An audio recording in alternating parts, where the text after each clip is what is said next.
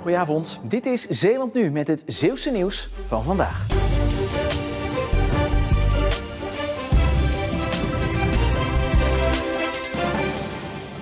Filmfestival Film by the Sea begint dit jaar niet op de traditionele tweede vrijdag van september, maar een week eerder. De 26e editie van het festival is nu van vrijdag 6 tot en met zondag 15 september. De belangrijkste reden voor de verplaatsing is de overlap met het Nederlands Filmfestival, het belangrijkste festival van Nederland. Film by the Sea biedt zijn excuses aan voor het ongemak en laat weten dat het besluit niet lichtvaardig is genomen.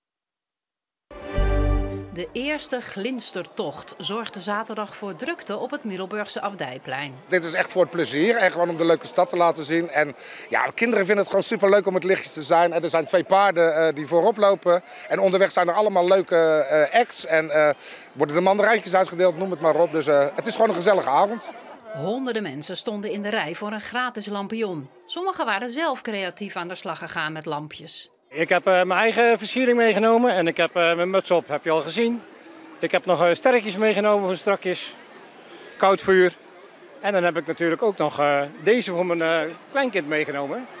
Dat is eigenlijk een stokje waar ze mee kan shinen, zeg maar. Hè. Kijk, een heel leuk lichtje voor strak. Heel blij met het cadeau van opa.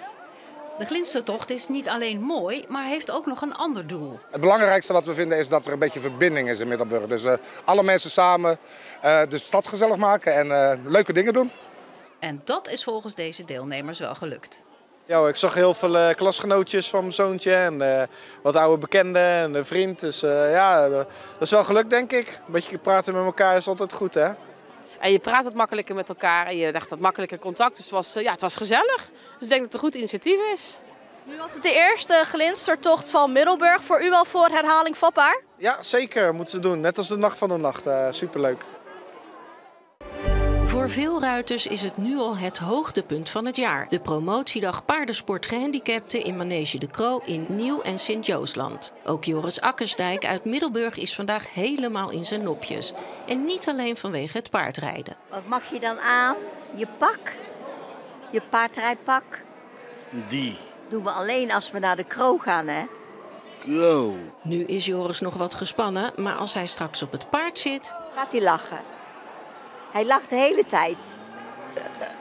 Joris rijdt al 25 jaar paard in Drijschoor en komt altijd naar de jaarlijkse wedstrijd voor ruiters met een beperking. En ook dit jaar is de kans groot dat hij in de prijzen valt. Ja, hij heeft wel eens gewonnen. Eerste prijs gewonnen, ja. Ik zie een trotse moeder. Ja, dat ben ik ook hoor. De 47 deelnemers worden ingedeeld in groepjes van hetzelfde niveau om hun rijkunsten te laten zien aan een echte vakjury. Dus sturen, zitten, een rondje draven. En we hebben wat spelelementen toegevoegd. Dus we doen een rondje rond de slalom, wat zakjes in de hoepels gooien.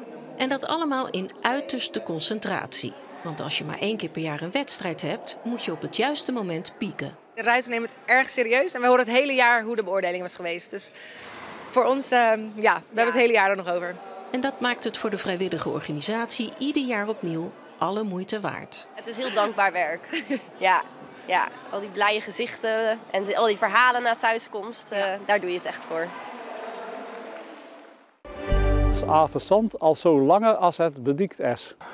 Deze zin staat in een geschrift uit 1324 en bewijst dat Avenzand, oftewel Overzande, 700 jaar bestaat. En om dat te vieren onthulde wethouder Marga van der Plassen en toekomstig kinderburgemeester Brechtje Boman een kunstwerk. Ja, wat onthuld is een van de entrees die bij de ingang van het dorp komt te staan ter ere van 700 jaar Overzande.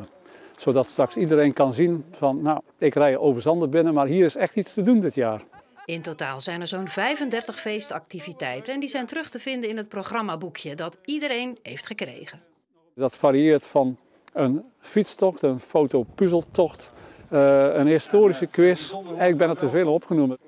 Het feestjaar wordt op 31 december afgesloten met een groot vuurwerk. Top uit Arnhemuiden wist dit weekend bijna te stunten tegen de koploper in de Korfbal League 2, DSC uit Eindhoven. In de laatste minuten scoort DSC nog, waardoor de eindstand uiteindelijk 12-12 wordt. De ploeg van trainer Edwin Kapolse komt snel op achterstand, maar weet in de tweede helft uiteindelijk op voorsprong te komen door belangrijke treffers van Anita de Ridder en deze van Willemijn Bouwens. Top heeft de punten hard nodig om in deze competitie te blijven. DSC uit Eindhoven is een pittige tegenstander. En ondanks de 12-10 voorsprong voor Top komt de koploper terug. Het zijn spannende laatste minuten voor het publiek.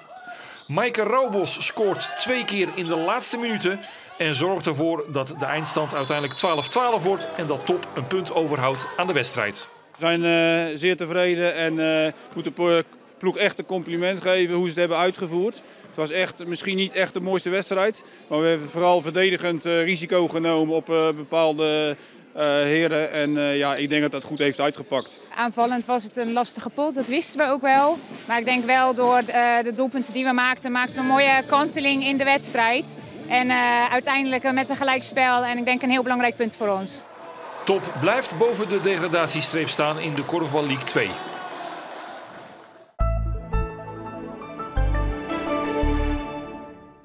Lange tijd was het nog bewolkt met heel kleine opklaringen. Pas in de loop van de middag kwam de zon er lokaal wat beter doorheen. De hele dag was het 1 à 2 graden boven nul. En dat gaf allemaal een ander plaatje op straat, ook door het droge weer.